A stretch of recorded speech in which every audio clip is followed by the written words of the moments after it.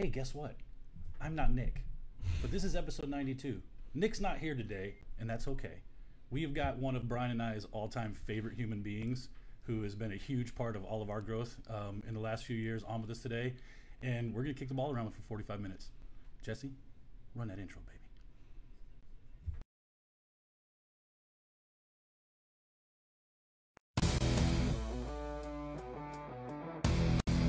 Welcome to the only real estate podcast worth listening to, with your hosts Nick Good, Matt Kelderman, and Brian Force.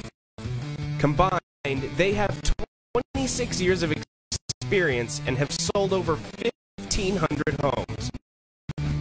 Join them each week as they bring you everything you need to know about real estate. And now, here are your hosts, Nick, Matt, and Brian.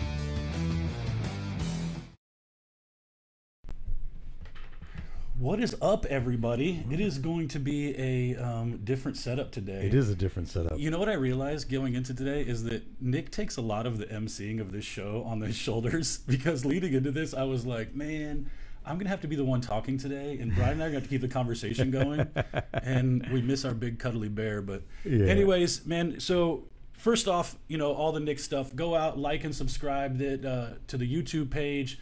Go check us out on iTunes. Leave us a 5-star review. I think we're up to like 50 or 60 of those. Yeah. We have more than the Lab Coat Agents podcast. And if we can keep it like that, I'm really, really happy. If we can always have more reviews than them, I feel really good. You know, and I liked our show last week. It was awesome. There was tons of energy. But I think for you and I, this is having Adam on today. So for those of you who don't know, Brian and I are part of a really awesome organization.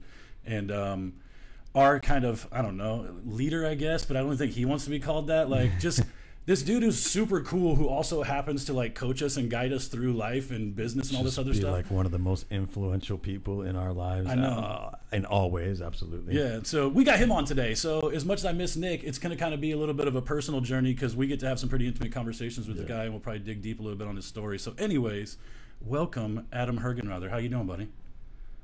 Amazing. Thanks for having me on, guys. And I'm proud of all that you're doing and all the work that you're putting in. And more importantly, I know how much time and energy goes into even just doing a podcast and getting messages out there that inspire people in many different ways. So kudos to you guys for taking the charge and leading the way and making change in people's minds, which then obviously changes their results, which then changes everything about their lives. So awesome job. Appreciate it, man. You hit the nail on the head, because if you guys, I'll lead with this. If you guys do not know, Adam hosts one of my favorite podcasts that I listen to either really early in the morning on the treadmill, or out when I'm running, or late at night when I'm finally winding down from the day. It's called Business Meets Spirituality, and it's incredible. He runs it with his right hand lady, Hallie Warner, and they just have an unbelievable dynamic and stuff. So obviously, when you're done listening to our stuff, I got to promote our stuff first for sure. Check out Business Meets Spirituality. It's an unbelievable podcast too. So Adam obviously knows what goes into running one of these things and stuff too. And if you saw the amount of wires on the other side of this table right now, it's no easy feat. So yeah, man, we appreciate you having you on. I want to start with this, because here's the deal. We talk on a regular basis, and that's why, you know, we really didn't do a whole lot of show prep today, because we usually have really free-flowing conversations. But I do want to kind of dive into maybe a couple of things that even you and I, or you and Matt, have never really talked about too much, and that is you're one of the, I don't know how else to say it, you're one of the most centered human beings I've ever come across in my entire life, in so many different ways. And I think all of that is a lot of discipline. It's very learned. It is a learned behavior over time. I don't think you were born this way in any way, shape, or form.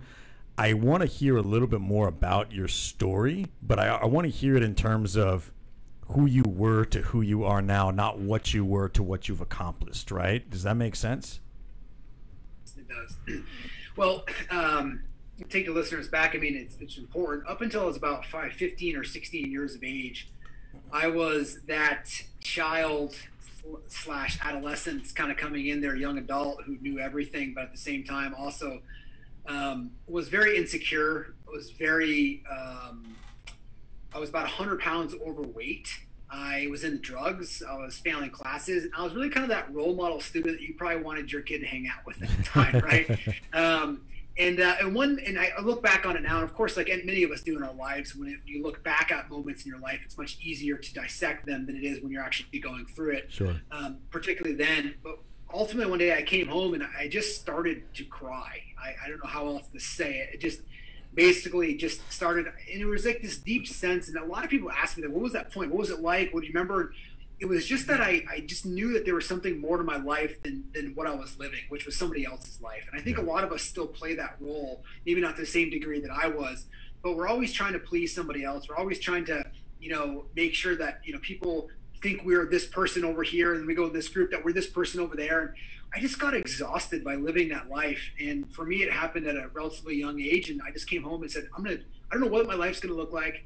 I don't know where it's going to go, but I just know that I'm in such a deep corner, and I was so just disappointed almost with myself of how my life was turning out that I said, this isn't going to be it anymore. And so the next year, it was interesting, the time too, you got to imagine like a freshman in high school. I had this group of friends that were kind of like my protection almost, right? Because they weren't really friends. Sure. And I left them in a day. I woke the next morning, I got up and I said, I'm going to change my life. And I did. I lost 100 pounds in a year. I left the friends that I was hanging out with, which, by the way, a side story to that, they actually stole everything I had from my car and broke every single one of my windows in like a 10-day period of time. It got so bad that my brother was in college. He had to come down, and actually at one point they were threatening me to like so much that my dad was in the parking lot of school with a gun. My brother was in the other parking lot with his buddies from college, and ended up climaxing this major event. And they ended up, of course, they were all bullies, and so of course, as soon as you show up to kind of a bully, they just go, oh fine, we're done with you. Yeah. And just instantly after that moment, they just went away and did their own thing, and I was fine. But for about 10 days, it was like they're running around school with bats, they're threatening me in every way, and I had no group to go to. So it was this really interesting point in my life. I just knew that I was on a place that I knew I had to change, and I knew it was going to be difficult. I think that's a lot with a lot of us when we find ourselves not living that authentic life, or not living true to our inner scorecard, if you will. Sure. We have this natural kind of slight pull that just says you're missing something, and people don't recognize it. And then what they typically do is try to change things outside to make that feeling be okay for a little bit, and then it just shows back up again.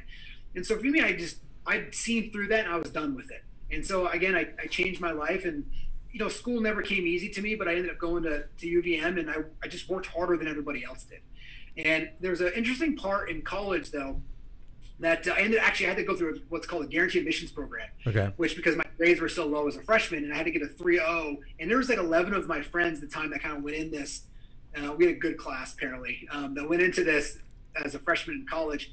And I was the only one that made it. And again, I'm not smarter than they are. In fact, they are probably smarter. I just worked harder. Yep. And I think that's what school is. And people ask me like, hey, was school really important to you? Do you really need to go to it? I said, school taught me that I was capable of doing things even though I didn't want to do them. Sure. And capable of doing things with discipline and willpower. And so I said that aspect alone gives you the ability to kind of the confidence to go out in life to be able to do a lot of things. Because if you haven't noticed yet, life does not necessarily unfold exactly how you want it, or life is not easy. It's not supposed to be. Yeah. So for me, that was kind of my heart. But there was an interesting part that I'll move a little forward in this story, but there's a part in college, I don't know if I ever told you guys this, but where I had a roommate in college who was a roommate but didn't go to school. If you kind of ever had I was that roommate. That sounds a lot like this dude. And he ended up he's super successful now himself, but he actually didn't go to school. But he's like, hey, I got this. His parents own a car dealership, and he came to me and said, look, I can buy this used car for like $1,000. We can fix it up, and I think we should be able to make like another $1,000 on it. And at the time, he's like, I need $500 from you. I had like $600 in my account, right? Like I was working while I was in college. Yeah. I didn't come from a family that had money, right? So I was just trying to make it through. And I'm like, man, if I give you all of that, like I might not have money to like buy food. Like it was like a really weird, he's like, it's almost guaranteed, right? Guaranteed doing it. So I ended up giving him the $500. And within like a week, we got the car, we flipped it up, or fixed it up, and then we sold it, and we ended up doubling each one of our money. So we ended up making like $500 each. But it was a really pivotal moment in my life because I learned the value of leverage and how to utilize money properly, because I never saw the car, I never fixed up the car, and I never sold the car, yet my money returned for me.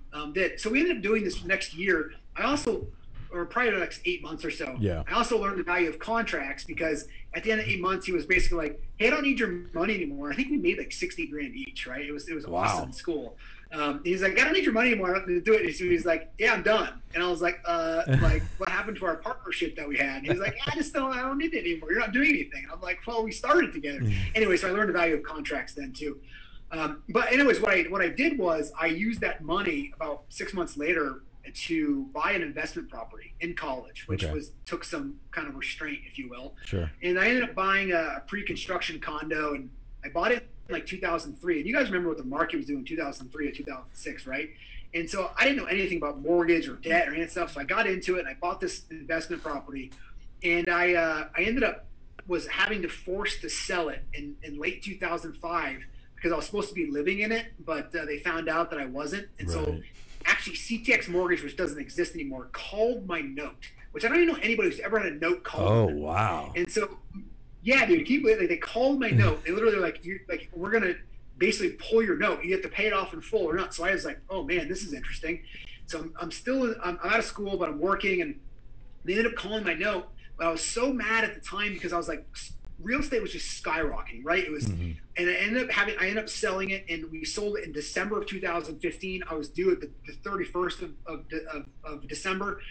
But the cool thing is right after that, our market up here ended up changing, and it actually ended up being the highest sale in that condo complex until about 2014. Wow. So while sometimes we feel like life is fighting us, it was a great lesson for me to realize that life knows exactly what it's doing and to get out of its way. And so while I was fighting reality, it ended up actually saving me, and then pocketing a bunch of money, and that's how I ended up starting my first business and investing into other real estate, which kind of triggered my way into real estate in itself. Was actually, I ended up paying a commission, and I remember I had recognized the amount of commission, but I needed to sell it so fast, I almost didn't pay attention to it. And I got to the closing, and I'm like, I'm paying this person this much money to sell this thing, right? It was an aha moment for me. And I'm like, I need to get out of what I'm doing, which was underwriting deals. And I went into sales, and that's actually how my jump start started getting into real estate in 2006.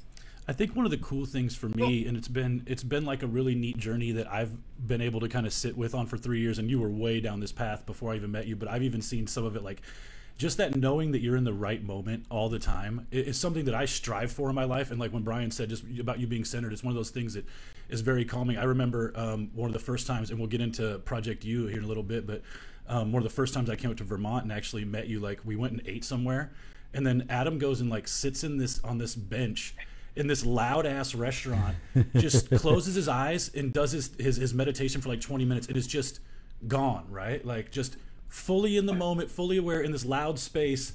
And I'm just thinking about like getting another drink at the bar, right?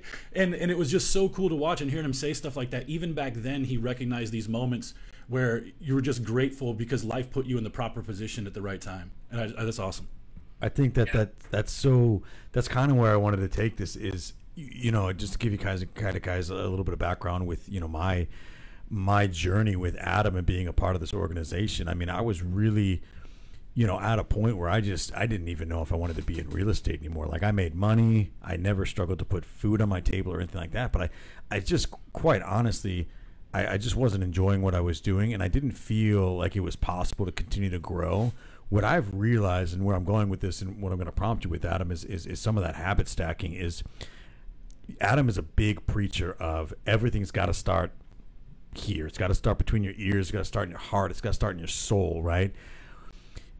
You're a more disciplined person than pretty much anybody that I've ever met before. But I think that what people that see you now, that don't know your story, it is one of those easy things for them to say it's really easy for him to be the way that he is now because he has so much. But the reality is I'm living proof that the only way to grow and continue to burst through your ceiling, whatever that ceiling is on your business, your life, your fitness, your health, like whatever that shit is, it's got to start inside your heart, inside your mind, inside your soul. You have to embody it in a way that Adam does even now in his daily life. What is it about?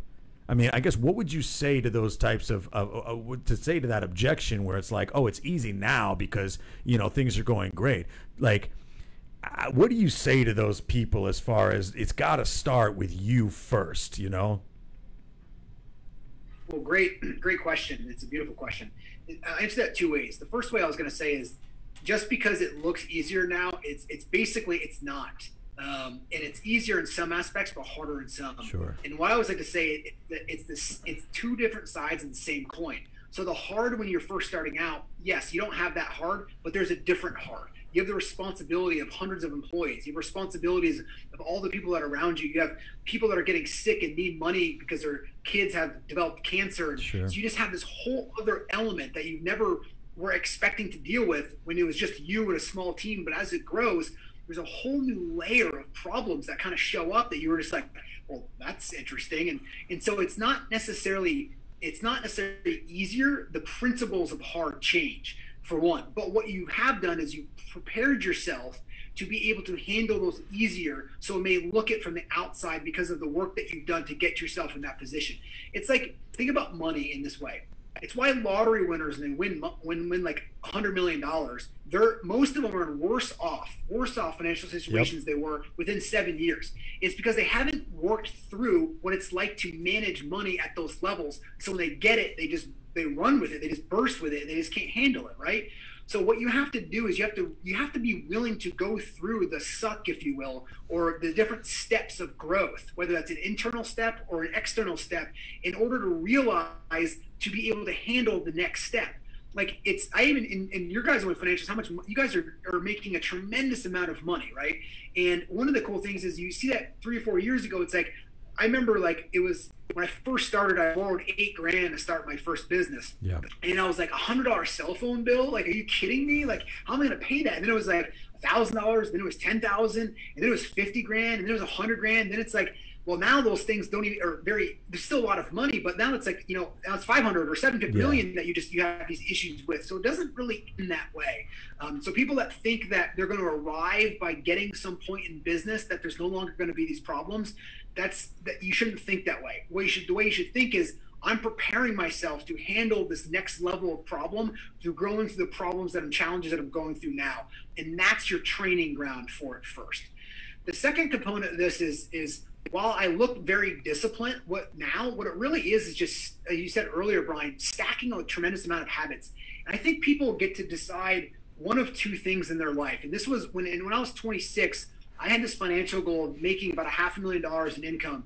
And once I made this, like somehow the world was going to come down and wrap me up a present and tell me that I arrived. Like it was going to give it to me. It was like, it was going to be there. It was going to be written on postcards and billboards. Like it was somehow going to tell me it was there, because that's what everyone told me. Like, you get money and you're going to feel amazing. Well, for me, I buckled down, and I literally became very egotistical around my drive. My drive was it. I was driving forward. I was ruthless in business. I was forward. I was just whatever it took to get there. Yeah. And I got there in a short period of time.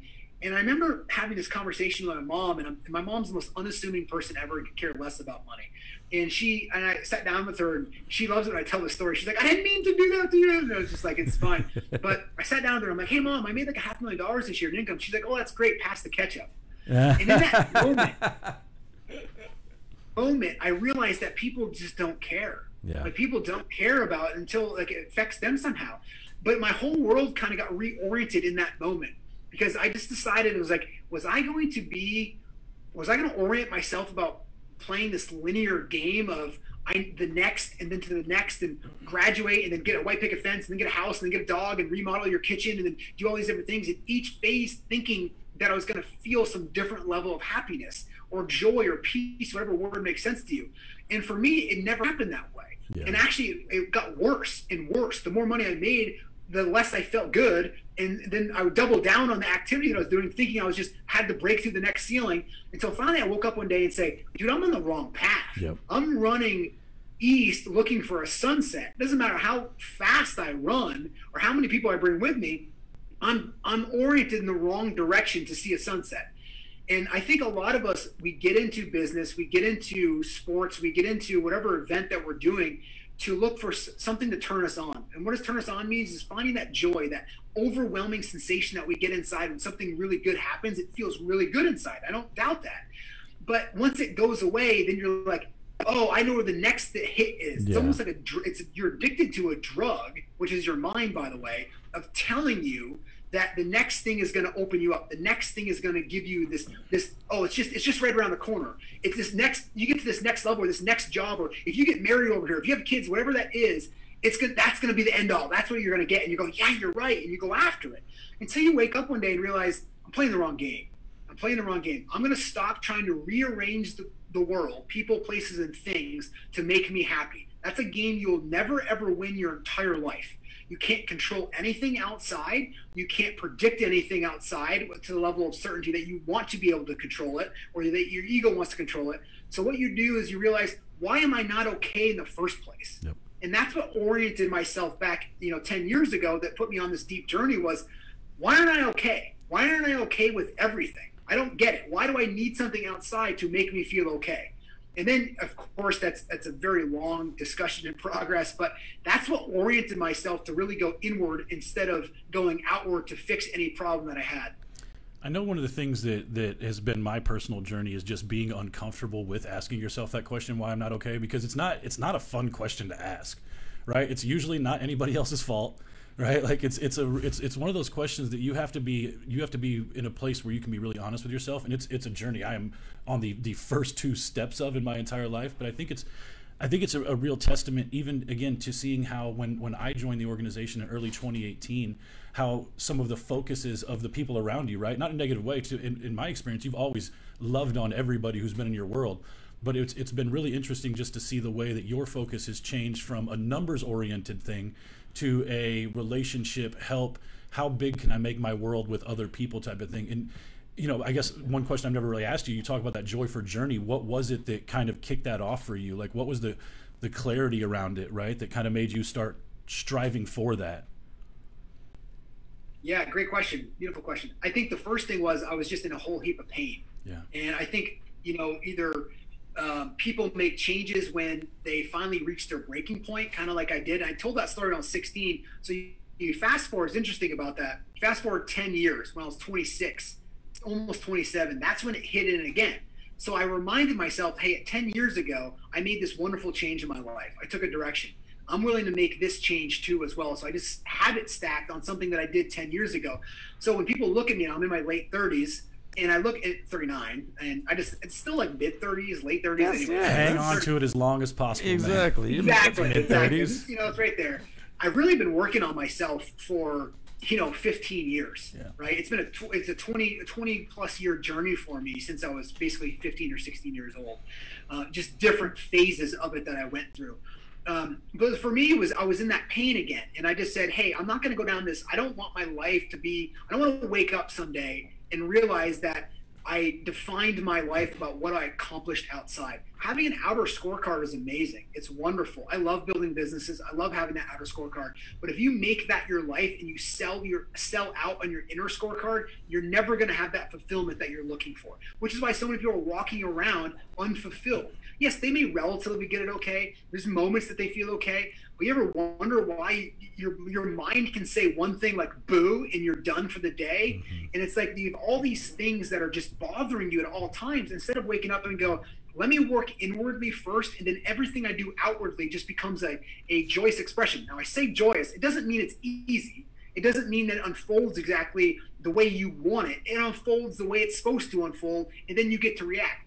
Poker players don't get to choose their cards. Why do they win? Because they play their hand. Yeah. It's the same thing with life. It's a great big dance. She's always in the lead. You just got to learn to play the hand that's in front of you, which is seeing reality for what it is. And the only way you're going to do that is if you pause for a second and start having awareness around my actions, about my orientation in my life. Adam, went really deep yeah, go ahead. No. I didn't mean to cut you off. You sent us a quote yesterday. This is one of the things you're great at, is just finding the right. I don't know. I feel like you're inside my head sometimes, because sometimes you email me a quote or something like that. It just hits me at the right time in the right way. One you sent yesterday, I don't even know where this came from. It says, break the habit of thinking that the solution to your problems is to rearrange things outside. The only permanent solution to your problem is to go inside and let go of the part of you that seems to have so many problems with reality. I mean, if that's not talking about playing the hand you've been dealt, and it spoke to me in such an amazing way, because I think and this is maybe where Matt was asking you about. I can remember sort of the time in my life where I really started to realize like my happiness just can't have anything to do with things. It has to be about people. It has to be about what's inside of me. And it's incredible how much more fulfilled I am as a human being. Yes, we're making more money now. Yes, we can afford more things now. But it's funny, I spend less money and I buy less things now that I've become more financially successful. You know what I do really, really well? I spend a lot more time with the people that I love and I care about, right? I love the fact that, you know, I'm relatively frugal in my life, but I have a standing appointment with this guy right here every single Wednesday. We go to dinner with with the people that we care about the most. It's the best night of the week for me, right? I remember a time in my life where the first real year that I was making a lot of money in real estate, or what would have been considered a lot of money for me at the time, spent a lot of money on a car. I wanted this car so bad. I've been dreaming about it forever. Bought the car, realized immediately, within a week, two things happened. One, I realized cars get dirty really fast. They don't look as good when they're dirty, and they're not as fun to drive. Two, I couldn't quite afford the car that was going to blow everybody away. I could afford a car that was really, really nice that most people couldn't afford, but enough other people had it that you'd see them around, right? And then the other thing that happened is the other host of the show, Nick, the same week, his brother went out and bought a Lamborghini. So even though I had the nice stuff, I didn't have the nicest stuff, right? Like somebody else could still outdo me, and I wasn't any happier, and my car was dirty. And that was sort of like the moment in my life where I was like, I just have a really, really expensive car payment now, and I'm not any happier than I was before, right? I drove until a few months ago. I used to drive a Jeep Compass that I traded in for $5,000. That's how much my expensive car. Like I traded that shit in. Yep. I drove my wife's old beat up Jeep until I finally got something because it was breaking down. But like, it's funny. The stretch of my life where I was driving that Jeep Compass that was worth $5,000.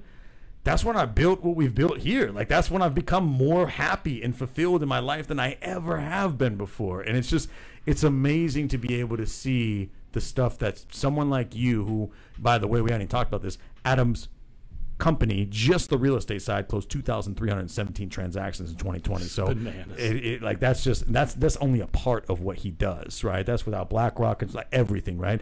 It's just amazing to see people like you speak in a way that I can look back and be like, I know exactly what he's talking about. Yeah. You know, it's pretty incredible. I mean, I guess let me ask you this: when you're in a position where you're at now, where you sort of have built a life of sustainability in a sense that, you know, God forbid anything crazy or cataclysmic were to happen, money's really not the issue anymore, and it's so much more deeply, and your fulfillment comes from such a deeper place, right? You're 39 years old. Where does that go from here, right? What do the next 50, 60, 70 years of your life look like? Where I think a lot of people, they're willing, maybe the ones that are willing to embrace all the sucky stuff that you have to do to get there, thinking about all of the great things that are going to be on the other side. I do think that, and Kelderman could speak to this, he operates a lot like me with some imposter syndrome and feeling like almost afraid of success because things will be taken from you. How do you get out of bed every day knowing that money's not really your driving force anymore and continue to push forward because your fulfillment comes from a totally different place now? That's good. You know, the number one question I had from CEOs in all different industries that reached out to me in January, the first part of January, was, Adam, I had an amazing year last year in my car business. I had an amazing year selling real estate. I had an amazing year building houses. I had an amazing year doing flooring. And I don't know how I'm going to do it again. Yeah. Shitless. I have a lot of fear. I don't know how I'm going to do it. People are now painting me as like this, like our company is doing all these wonderful things. I paid bonuses out for the first time to my companies, and how am I going to do this again? Like there's so much fear around having to maintain that's one of the things that people get wrapped up into is they get success and they're like, well, I got to hold on to it. Right. Mm-hmm. And so it's like, my favorite quote, I know we have this on clothing and we wear it all the time, is just need nothing and enjoy everything. Yeah. And that when first people hear that, they go, what the heck, dude? Like, what does that even mean? Like need nothing. We're just going to walk around and not need anything. It's not that. What it is it's if you make $1 million a year or $4 million a year or $7 million a year, that's wonderful. But if you're thinking of your outer scorecard as defining who you are by any means or giving you any sustainable joy in your life, you're doing it for the wrong reasons. So if it comes, let it come. If something humbles you, let it humble you. And so that's just my orientation every morning when I wake up. I always tell people this, to be like, well, if you're at this state and you feel so great all the time and you just got this uplifting joy coming through you, that's great. Why do you get out of bed? I go, well, that's your mind, but I'll answer the question for you. If you feel in the highest state that you've ever been in of enthusiasm and joy, do you stay in bed when you feel that way? No, you want to get up and contribute and grow and give. And look, we're not in a phase in life where we go sit in a cave and meditate for 8 hours a day like they did 2,000 years ago. Life is not passive, it is active. And so every day I wake up to lean into life, knowing that life is going to be the greatest guru or the greatest teacher for me. And so if I'm going through something and something bothers me or disturbs me or pisses me off, that's something that I get to work on today, regardless of what it has. And so it's never, yes, money is awesome. It does amazing things. It allows you to start a foundation. It allows you to take cool vacations, a lot of this stuff. But if you just put more stock into the experience of what you're doing and the interaction of the direct moment of life, it's going to give you a much more flavorful life and a much more joyful life. Then whenever happens. But guess what? I'm just going to give you guys something, because if you want to be hooked a little bit on this, I promise you that if you approach life this way, you become a fierce business competitor. Why? Because that fear is not holding you back. Yeah. You're not afraid about trying to keep it. You're not afraid about taking it. You're not putting pressure on your business to make money to support your lifestyle. Then you can reinvest that money back into other people. So it actually, all of the internal work that you do makes you better in everything that you do, in business, in your personal relationships, with your employees, with customers, with your community, with the people that you love. All of that becomes more refined in life because you have a very clear description of where you're going in your inner scorecard. That, like, if I were to ask you guys right now, like, what are 3 or 4 words that you want people to remember you by on either your tombstone or like the proudest day of your life, what would some of those words be? I would say helpful. Yeah, I mean, mine definitely has to do with being a father, right? Yeah. Like, I definitely, that is I've always said, even if I didn't have any money, if I go down in Luke's book as the greatest guy he's ever known, that's going to be pretty rad, right? It's funny how these things change over time, because this is exactly what I was going to say. It's so, I'm just scratching the surface of this in my life now, but it's amazing how much more motivated you get when you don't have to be selfish. And what I mean by that is, like, it's really hard to think about other people when you have to think about yourself, because you're broke and you're still trying to grind it out. You start to, like, I would have probably never said that 2 years ago. Whatever is written on my tombstone nowadays, I just want it to be some iteration of he meant something to other people. Yeah. You know what I mean? Like, he was helpful to other human beings. And I never really had that in my life before. I really, you know, it's easy to say this a few years removed, but like, I was kind of a selfish person for the first 29 years of my life. I cared way too much about what I wanted, I needed, all those types of things. And quite frankly, I ended up divorced, pretty unhappy, like not super well off. And now that I've started to pour into other people for a couple years, I have more money than I've ever had in my life, a healthier marriage than I've ever had in my life, and I'm genuinely more fulfilled than I ever have been in my life. And I've just now gotten a taste of that. I'm super addictive, and I hope that it's reflected on my tombstone somehow. Absolutely. You know, that's wonderful, and you guys are already living that out, both of you. Matt for being a father and for contributing, and Brian for what you're doing already. So you're already doing it. And one of the things, I asked that in a group, people would say similar comments to that, right? They'd come up with words that made sense there. And then I say, well, so I get the most proudest moment, what you want people to say in your tombstone. Then what are you chasing after then? It's usually in direct opposition for what people actually really want people to say about them. It's like, but like, I need to go out there and I need to get this position over here. I need to go make this amount of money over here. I need to go do this. And so it ends up being almost in direct. So if you have this kind of, the way to think about it is you have this inner scorecard that kind of guides your life, right? Do you want people to like you? Yes, that would be wonderful. But I'm not going to sell out on my preferences, or I'm not going to sell out on my inner scorecard just to satisfy somebody else outside because they want you to be a certain way. And so a lot of times we're in conflict with what we really want, and then in terms of that authenticity, because we don't stop and pause long enough to really reflect on what it is that we want people to say about us, and then how that's alignment with our actions outside. And once you get aligned with that inner scorecard, you start living that out there through the outer scorecard, and accomplishing things are amazing. Building a big business is amazing. That's all awesome. But it's not about spirituality or inner growth or personal growth. Is never about what you do or what you accomplish. It's about the part of you that's doing it. And once you really understand that the part of you that's doing it is in alignment with that inner scorecard, then you just open up a whole other world. Like, think about this with athletes, right? There's some athletes out there that are making $200-300 million in a 4 or 5 year contract, but they're arrogant guys. They have contract deals, doing all this stuff, but they're just arrogant people. And then you have other people, so they're doing the same activity or high level athlete or best in their field. And you have other people, like, I think of like somebody like Andre Agassi or Rodder Fedorov, right? Who was like the top of their game ever, and now have made their life about this foundations and starting things over here, about what that did, instead of about making it, just like you said earlier, Brian, about what do I need? Because the minute that comes into play, you've missed the whole point of life. Adam, did you get a chance to watch the new Tiger Woods documentary on HBO yet?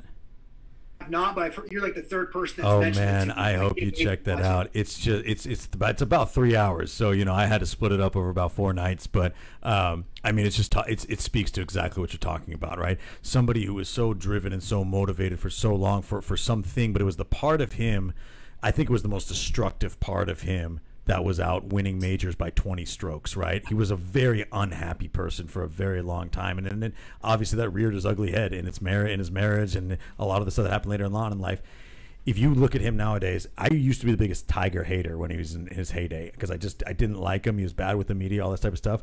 I root for that guy every step of the way nowadays. And I root for him because I love his relationship with his son. I love his relationship with the golf game nowadays. I just love the way that he has a different lease on life now because he's acting from his inner self is taking over now, where he used to just be this very calculated machine that was programmed to do certain things to win certain events for whatever. Like, it was never really his true self. If that makes sense, right? It's incredibly captivating, man. You have to check it out. It's exactly what you're talking about. And one thing I love about Tiger, you're right. I mean, it's what a great example of that, of an individual who looked like he had everything together. Everyone wanted to be him. Until one night, it just, boom, it's gone. Yep. Boom. Right? It just went all up in there. But one thing that, whether you like Tiger or not, that's fine. It's your idea.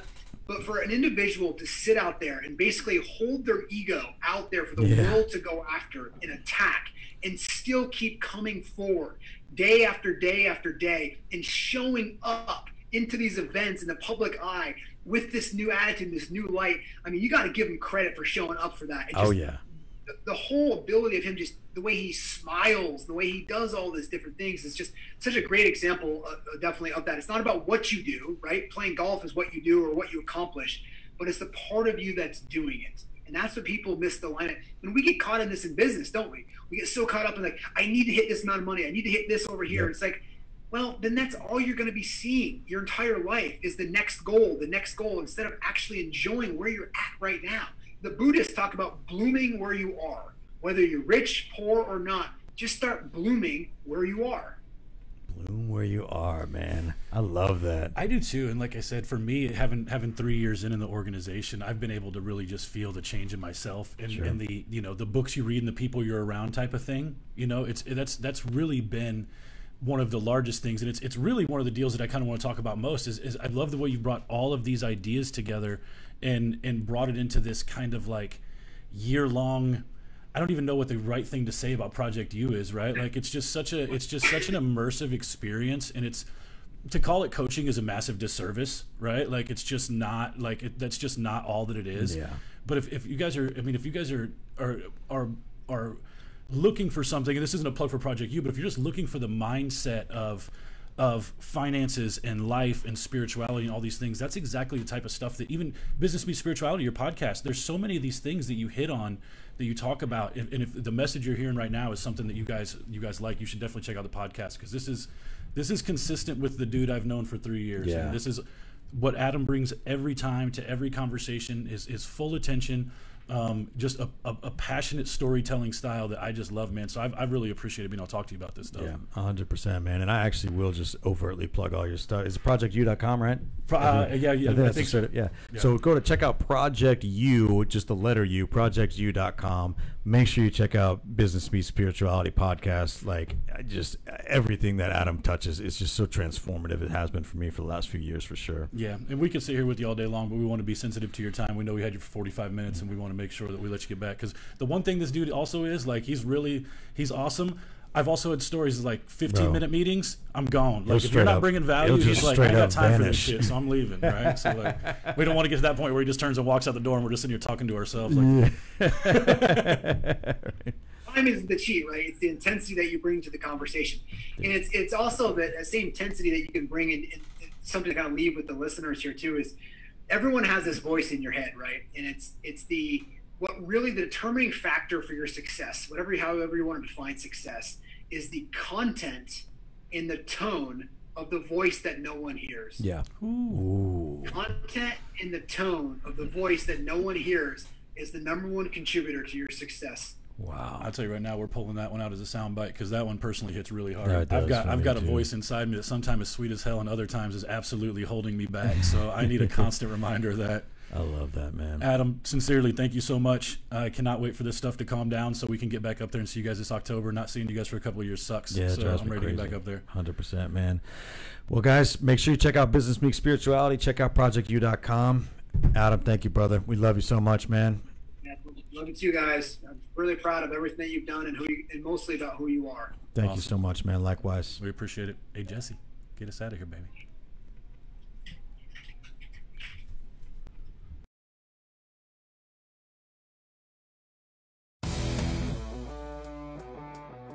Thanks for watching the show today. Make sure if you're watching this on Facebook, you head over to our group, the only real estate group worth being a part of, so you can watch the extended conversation. If you're watching this on YouTube, make sure to like, subscribe, and hit that notification bell. And if you listen on the Apple Podcast, leave us a review. We'd really like it. So just do it. Do it. Do that over there. Go to this one, and then go to that one. Thanks.